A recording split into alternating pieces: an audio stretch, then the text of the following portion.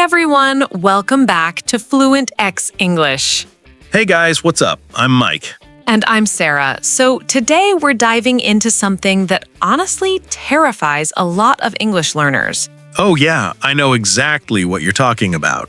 Talking on the phone in English. I remember the first time I had to make a business call in English, and I literally wrote out every single word I was going to say. Really? Like a full script? Oh yeah, and you know what happened? The person on the other end said something I didn't expect, and my whole script became useless. That's the worst. Because phone conversations are so different from face-to-face conversations, you know? Exactly. You can't see the other person's facial expressions or body language. Right, so you're relying completely on your listening skills and your speaking skills at the same time. And that can be really intimidating, especially if you're not super confident in your English yet. Totally. But here's the good news. By the end of today's video, you're going to feel so much more confident about phone calls. Yeah, we're going to break down all the phrases you need, the common situations you'll face, and how to handle unexpected moments. And we're going to make it fun, because honestly, once you know what to expect, phone calls become so much easier. So much easier. Okay, but before we jump in, if you're new here, welcome to the Fluentx family.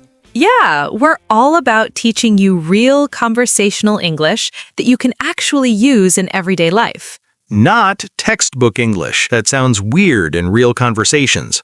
Exactly. So if you're enjoying this content, do us a huge favor and hit that like button. It really helps us reach more English learners like you. And subscribe if you haven't already, because we drop new videos every single day. Every day. We've got so much good stuff coming. All right, let's get into it. Part 1, starting right now.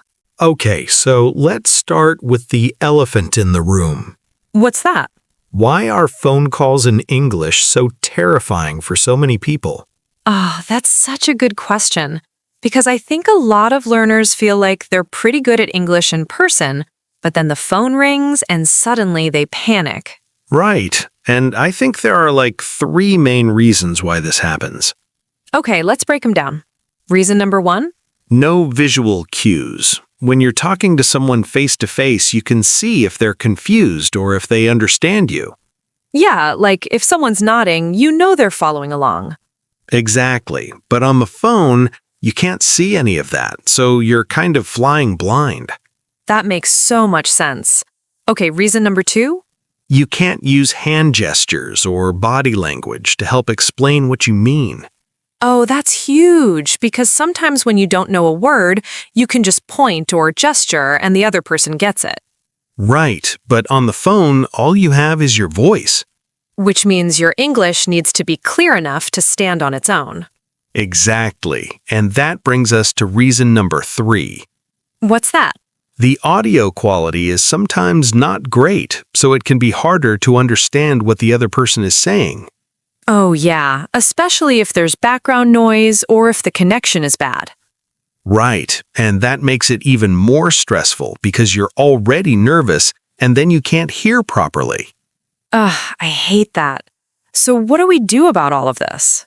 Well, the first thing is to just acknowledge that phone calls are harder than in-person conversations. Right, like don't beat yourself up if you find them challenging.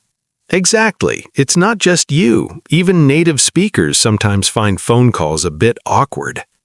Really? Oh yeah. I mean, how many people do you know who would rather text than call? Like everyone I know. Right? Because phone calls require your full attention, and there's this pressure to respond immediately. Okay, so that actually makes me feel better. It's not just a language thing, it's a phone thing. Exactly. Now, the second thing you can do is prepare for common situations. Ooh, I like this. So, like, have some go-to phrases ready? Yeah, and that's what we're going to teach you today. The most common phone scenarios and the exact phrases you can use. Perfect. But before we get into those phrases, can we talk about mindset for a second? Oh yeah, mindset is so important. Right. So here's what I want you to remember. The person on the other end of the phone wants to understand you. Yes, they're not trying to trick you or make things difficult. Exactly. They want the conversation to go smoothly just as much as you do. Right, so if you need them to repeat something, that's totally okay. If you need to ask them to speak more slowly, that's okay too. And if you make a mistake, it's really not a big deal. Not at all. People make mistakes on the phone all the time, even in their native language. So true. Okay, here's another mindset tip. What's that? Remember that the other person can't see you, which actually means they can't judge you based on how nervous you look. Oh, that's such a good point. Right? Like your hands could be shaking, you could be sweating, but they have no idea. So you can be a total mess on the outside, but as long as your voice sounds calm, you're good. Exactly. And here's a trick. Smile while you're talking on the phone. Wait, really? Even though they can't see you? Yeah, because smiling actually changes the tone of your voice and makes you sound friendlier and more confident. Wow, I've never thought about that. Try it sometime. It really works. I will. Okay, so we've talked about why phone calls are scary and how to shift your mindset. Right. Now let's get into the actual phrases and strategies. Yes, let's start with the most basic scenario, What's that? making a phone call. Okay, so you need to call someone. Maybe it's a restaurant, a doctor's office, or a business. Right, and the phone is ringing and you're already getting nervous. Yeah, that moment before someone picks up is the worst. So stressful. Okay, so someone answers. What do they usually say? Well, if it's a business, they'll usually say the name of the company and then something like, "How can I help you?" Right, so they might say, "Thank you for calling ABC Company. This is Jennifer. How can I help you?" Exactly. And if it's a more casual call, like calling a friend, they'll probably just say, "Hello?" Right. So let's start with the business scenario because I think that's more intimidating. Good idea. So they've answered and said, "How can I help you?" Now what do you say? Well, first, you want to greet them politely. You can say hi or hello. And then you want to introduce yourself briefly. Right. So you might say, "Hi, my name is Sarah." Or you can make it even simpler and just say, "Hi, this is Sarah." Perfect. And then you state why you're calling. Right. So you might say, "I'm calling to make an appointment." Or, "I'm calling to ask about your services." Or, "I'm calling because I have a question about my order." Exactly. So putting it all together, it might sound like, "Hi, my name is Sarah, and I'm calling to make a reservation for dinner tonight." Perfect. Clear and simple. Right. Now, what if you're calling and you need to speak to a specific person? Oh, good question. So in that case, after you greet them, you say, "Could I speak to John, please?" Or, "Is Maria available?" Or, "I'd like to speak with the manager, please." Exactly. And they'll usually respond in one of two ways. What are those? Either they'll say, "Sure, one moment, please," and transfer you. Or they'll say, "I'm sorry, he's not available right now. Can I take a message?"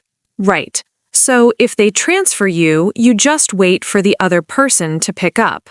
And when that person answers, you introduce yourself again. Yeah, because it's a different person now. Exactly. So you say, "Hi, John, this is Sarah. I'm calling about the meeting tomorrow." Perfect. Now, what if the person you want to talk to isn't available? Right. So they ask if you want to leave a message. You have two options. You can leave a message, or you can ask when would be a good time to call back. Right. So if you want to leave a message, you say, "Yes, could you please tell him that Sarah called?" And you might add, "Could you ask him to call me back? My number is..." Perfect. Or if you'd rather call back, you say, "No message, thanks. When would be a good time to reach him?" And they'll tell you, like, "He'll be back after 2 p.m. And then you say, "Okay, I'll call back then. Thank you." Easy, right? Yeah, once you know the pattern. Now let's talk about something that happens a lot on phone calls. What's that? Not understanding what the other person said. Oh, this is so important because this is where people panic the most. Right. You're on the phone, someone says something, and you have no idea what they just said.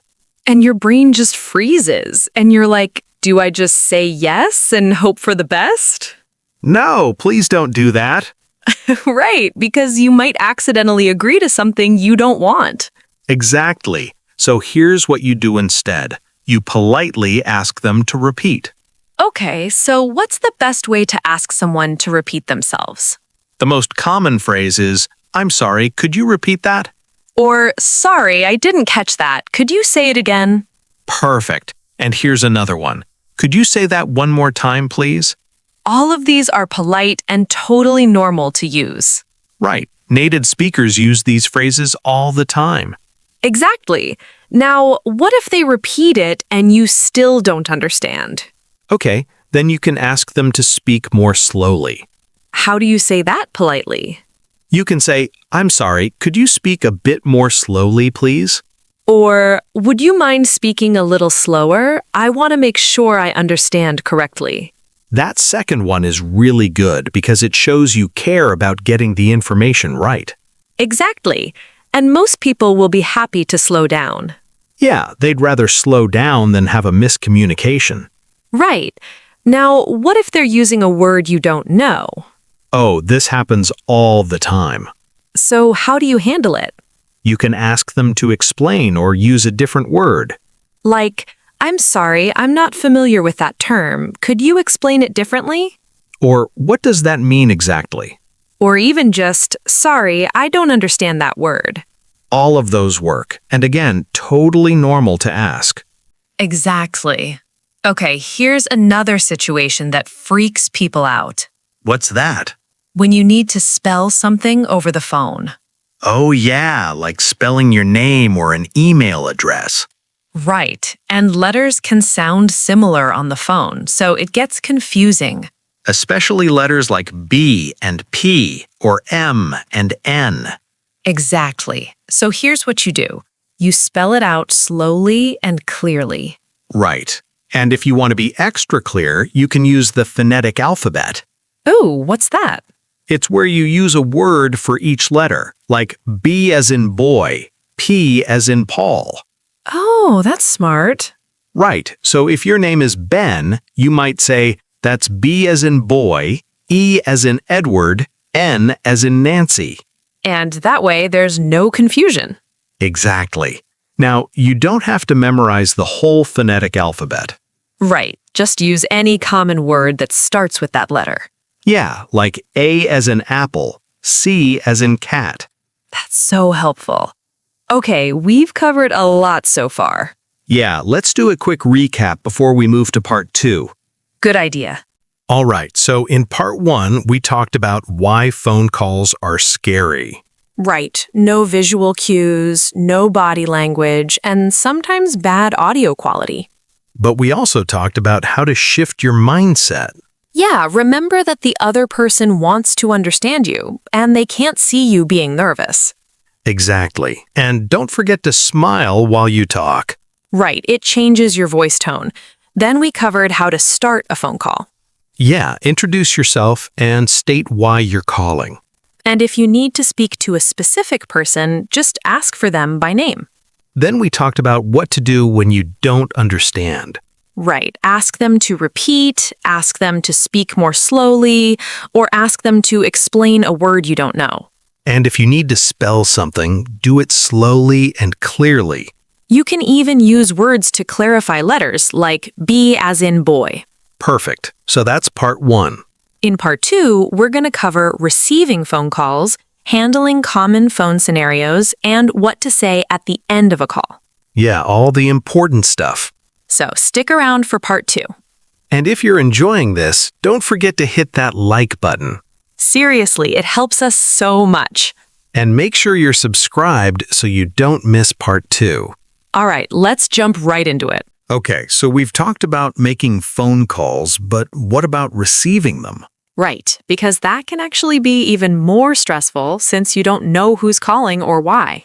Exactly. You don't have time to prepare. So let's break down how to handle incoming calls professionally and confidently. Perfect. So your phone rings and you pick it up. What do you say? Well, it depends on whether it's a business call or personal call. Right. Let's start with personal calls since those are simpler. Okay, so if it's your personal phone, you usually just say, hello? Yeah, simple and casual. Or you might say, hey, this is Sarah. Exactly. And if you recognize the number, you can be even more casual, like, hey, Mike, what's up? Right. But what if you don't recognize the number? Then you probably want to be a bit more formal just in case it's something important. Right. So you'd say, hello, this is Sarah. Or just, hello, and wait for them to identify themselves. Perfect. Now, what about business calls? Okay, so if you're answering a business phone, you want to sound professional right away. Right. So you might say the company name first. Yeah, like, good morning, ABC Company. This is Sarah speaking. How can I help you? That's perfect. Clear, professional, and friendly. Exactly. Now, what if someone calls asking for you by name? Oh, like they say, hi, is Sarah available? Right. So if that's you, you just say, this is Sarah, or speaking. Yeah, speaking is a really common response. I love that one. It's so simple. Right. And then they'll usually tell you why they're calling. Exactly. Now, what if they ask for someone else who's not available? Okay, so let's say someone calls and asks, is Mike there? But Mike's not around. Right. So you say, I'm sorry, he's not available right now. Can I take a message? Perfect. Or you could say, he's not in the office today. Would you like his voicemail? Or, he's in a meeting right now. Can I have him call you back? All of those work. And if they want to leave a message, what do? You grab a pen and paper and you write down their name, phone number, and message. Right. And you want to make sure you get their name correctly. So you might say, can I have your name, please? And what's a good number to reach you at? Exactly. And here's a pro tip. Always repeat the phone number back to them to make sure you got it right. Oh, that's so smart. Yeah, so they say their number, and you say, okay, so that's 555-0123, correct? And they'll confirm or correct you if you got it wrong. Exactly. This saves so much confusion later. I love that. Okay, so now let's talk about some common phone scenarios that people deal with. Yes, because knowing these specific situations will make you feel so much more prepared. All right, scenario number 1. Calling to make a reservation at a restaurant. Ooh, this is a good one because people do this all the time. Right. So the restaurant answers, thank you for calling Mario's restaurant. How can I help you? And you say, hi, I'd like to make a reservation for tonight, please. Perfect. And they'll probably ask for how many people? So you say for 4 people or whatever the number is. Right. Then they'll ask what time? And you tell them like 7 p.m., please. Or if that time isn't available, they might suggest another time. Right, like, I'm sorry, we're fully booked at 7. We have 6:30 or 8 p.m. available. And you just pick one. 8 p.m. works great. Thank you. And then they'll take your name and phone number. Exactly. So they might say, can I have your name for the reservation? And you tell them your name. And they'll probably say, great, we'll see you at 8 p.m. tonight. And you say, perfect, thank you so much. Easy, right? Yeah, once you know the flow. Okay, scenario number 2, calling your bank. Oh, this one can be stressful because you're dealing with money and important information. Right, so you call the bank and usually you'll hear an automated menu first. Ugh, I hate those. Right?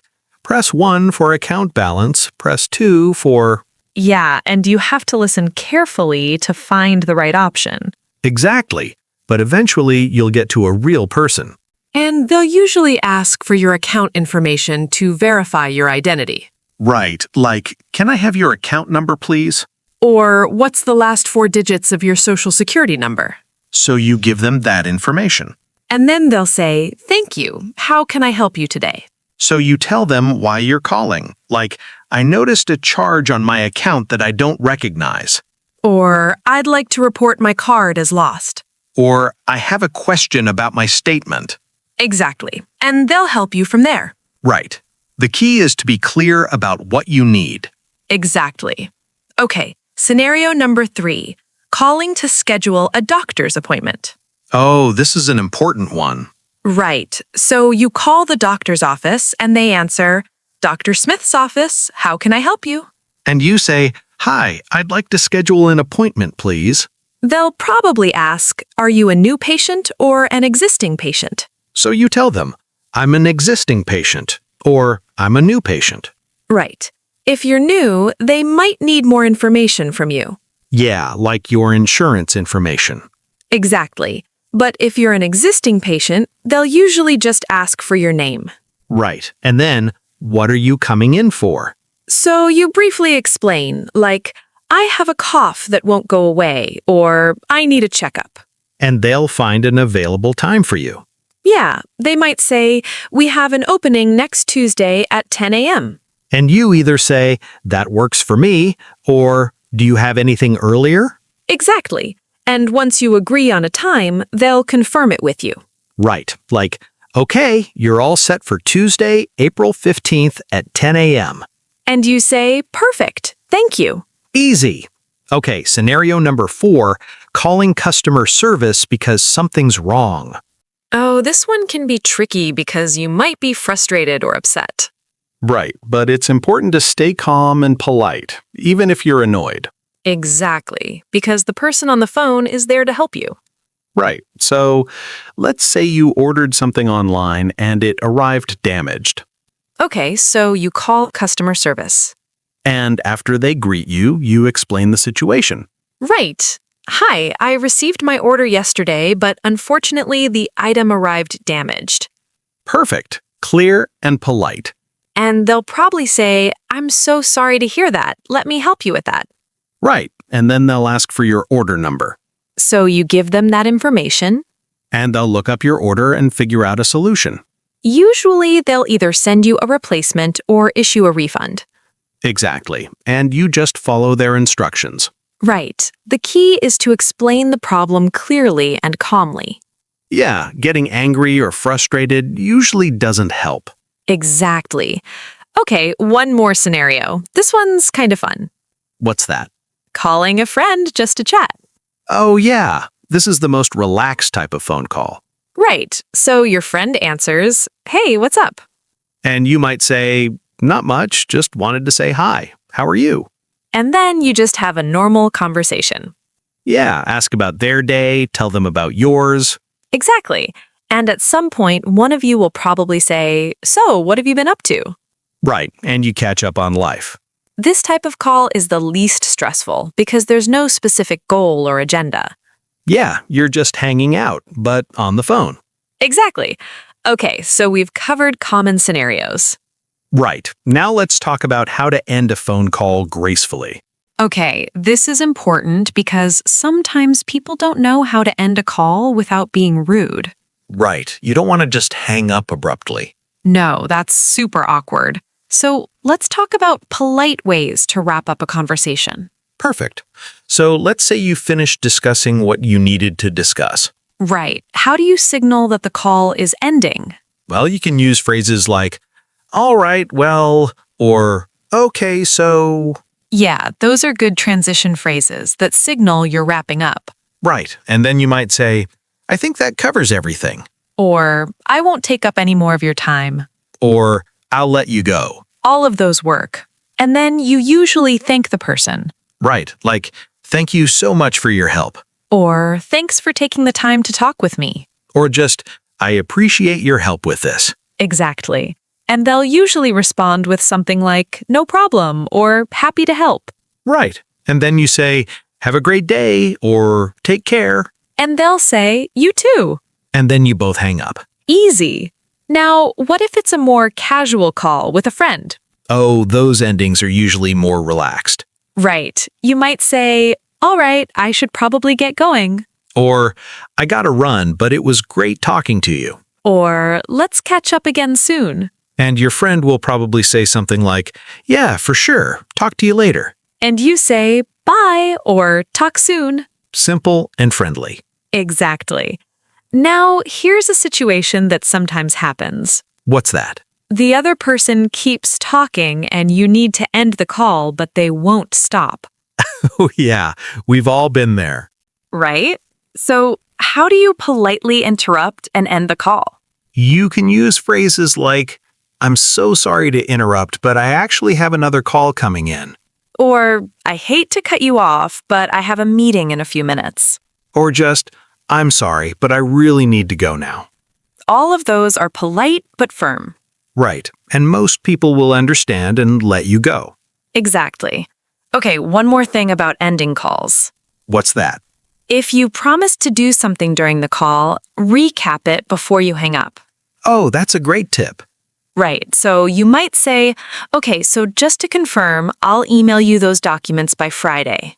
And they'll confirm, yes, that's perfect. And that way, everyone's on the same page before you hang up. Love that. Okay, so we've covered so much today. Yeah, like a ton of information. Should we do a final recap? Yes, let's go through everything. All right, everyone, quick recap of everything we covered today. So in part 1, we talked about why phone calls are scary. No visual cues, no body language, sometimes bad audio. But we also talked about shifting your mindset. Right, the other person wants to understand you, and remember to smile while you talk. Then we covered how to start a phone call. Introduce yourself, state why you're calling, and if you need a specific person, just ask for them. We also talked about what to do when you don't understand something. Ask them to repeat, ask them to speak more slowly, or ask them to explain. And if you need to spell something, do it clearly and use words to clarify letters. Then in part 2, we covered how to answer phone calls. Right, for personal calls, just say, hello. For business calls, include the company name and your name. And if someone asks for you, just say, speaking. Then we went through common scenarios. Making restaurant reservations, calling the bank, scheduling doctor appointments, calling customer service, and casual calls with friends. And finally, we talked about how to end phone calls gracefully. Use transition phrases, thank the person, and wish them well. And if you need to recap action items, do that before you hang up. Perfect. So now you have all the tools you need to handle phone calls in English confidently. Yeah, and remember, it's okay to be nervous at first. Totally. The more you practice, the easier it gets. Exactly. So here's my challenge for you this week. Ooh, I love challenges. Make at least one phone call in English. It doesn't have to be something big. Just call a restaurant to ask about their hours or something simple like that. Right, just to practice and build your confidence. And let us know how it goes in the comments. Yeah, tell us what you called about and how it went. We love hearing from you guys. We really do. Okay, so if you found this video helpful, please hit that like button. It helps us reach more English learners. And subscribe if you haven't already because we're dropping new videos every single day. Every day, we've got so much good content coming. Tomorrow's video is going to be awesome too. Yeah, you definitely don't want to miss it. So make sure you're subscribed and that notification bell is on. All right, until next time, keep practicing. Keep learning. And remember, you've got this. We believe in you. See you tomorrow. Bye, everyone. Bye.